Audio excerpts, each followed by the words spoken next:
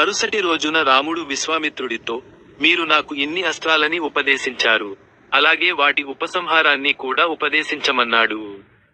విశ్వామిత్రుడు రాముడికి ఉపసంహార మంత్రాలన్నీ చెప్పాక ఇంకొన్ని అస్త్రాలని కూడా ఉపదేశించాడు. అలా అన్ని అస్త్రాల ఉపదేశం అయ్యాక వారు తమ ప్రయాణాన్ని కొనసాగించారు. అలా వెళుతుండగా అక్కడొక ఆశ్రమం కనిపించింది.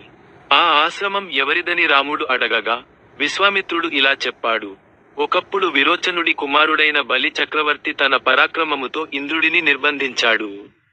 అప్పుడు శ్రీ మహావిష్ణువు వామనమూర్తిగా వచ్చి బలిని పాతాళానికి పంపారు. ఆ వామనమూర్తి తపస్సు చేసిన ఆశ్రమమే ఈ ఆశ్రమం, దీనిని సిద్ధాశ్రమం అంటారు. ఇక్కడే కశ్యప ప్రజాపతి తపస్సు చేశారు.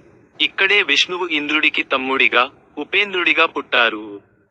నేను యాగము చేస్తున్నది కూడా ఈ ఆశ్రమములోనే అని చెప్పి అందరూ ఆ ఆశ్రమములోనికి వెళ్లారు.